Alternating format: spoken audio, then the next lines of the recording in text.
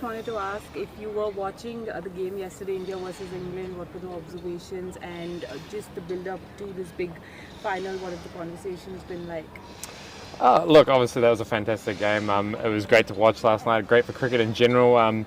Obviously there's things going around pitches being, too batter friendly and things like that, but obviously I think it's an entertaining brand of cricket, and the pitches at different stadiums play differently each time, so whatever we see tomorrow we'll try and adapt to. And if that means lots of runs, then that means lots of runs, but if it means that it's going to be a little bit of a scrap, we're up for that as well.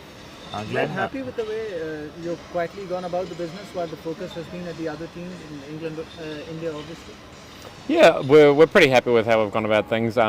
Obviously, we had a little bit of a hiccup against England there, and we were in a strong position. But the way that the boys came out against South Africa, and I guess it comes down to one game at a time, and knockout competitions, it does seem to turn up for whoever's there on the day. And obviously, the way Finn batted the other day was fantastic, and along with Saif, and the boys bowled incredibly well. So it's a one-off game again tomorrow, which is fantastic, and hopefully we can go and adapt to the best we can. Glenn, you'll be playing in front of 100,000 spectators here. So firstly, how are you planning to embrace that? Do you think whether that will be intimidating or not? And a second question, in addition to that, Darren Sammy told us before India versus West Indies game that facing India in India is sort of like a David versus Goliath battle. Do you think going into this match, do you feel it will be like a David versus Goliath battle? I mean, we're never given a chance to usually even be in the semi-finals, and we're always there, so we're always David. Glenn, talking about you will be playing against a packed crowd supporting India. Maybe 99% of the crowd would be supporting India. So how do you see that, playing against a crowd which is completely in support of the opposition? I mean, I guess that means only one team can fail, doesn't it? For us, we just go out there and enjoy it. We have a great time as a group of guys. We go out there, do our best for our country, and obviously a packed crowd is fantastic. We play to entertain the people, and whether they're supporting us or whether they're supporting India is fantastic for cricket in general. Glenn, what's going to be the planning is Jasprit Bumrah, who has been so difficult to score? Yeah, obviously we had a really good trip against him in the bilateral series as well. So, but he's a class bowler. Obviously he's got his. Hold up, my brother.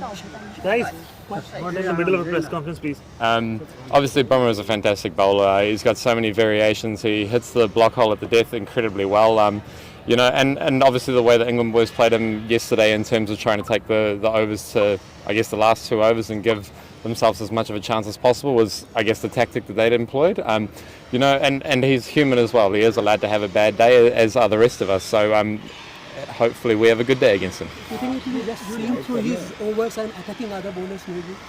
It's not necessarily going to be that per se. As I said, a bowler is allowed to miss, and if he happens to miss, we do have to put it away. But that also means that if he does bowl well, we do have to, I guess, accommodate for other things and adapt on the fly. You two, Sorry, this guy's been waiting. India and New Zealand are coming with contrasting semi-final wins. In the semi-final in Bombay, they got a builder of a wicket that 499 runs were scored. What do you expect here in the final?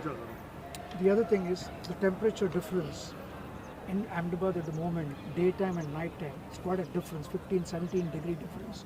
So obviously there could be a dew here. They use chemicals and all. But do you think that is going to have any impact on that, and what New Zealand is expecting? I think coming from Kolkata is a great opportunity to understand that dew factor. We were obviously lucky enough to win the toss and bat, and I guess chase down 170 in a very limited number of overs, which is fantastic. So especially the boys up top, they're used to playing with high strike rates, and obviously all the Indian boys do the exact same. Obviously, the dew factor is always a thing here in India this time of year, and whether the chemicals work or whether the dew is going to be a factor, if we do end up having to bat first and bowl second, then we're going to have to adapt as much as possible to that situation, and I guess go out there, try to execute our skills as much as possible, whether we've got a wet ball or a dry ball, and there's no real excuses. Sorry, hey Glenn. You played a lot of cricket in India, IPL, international matches.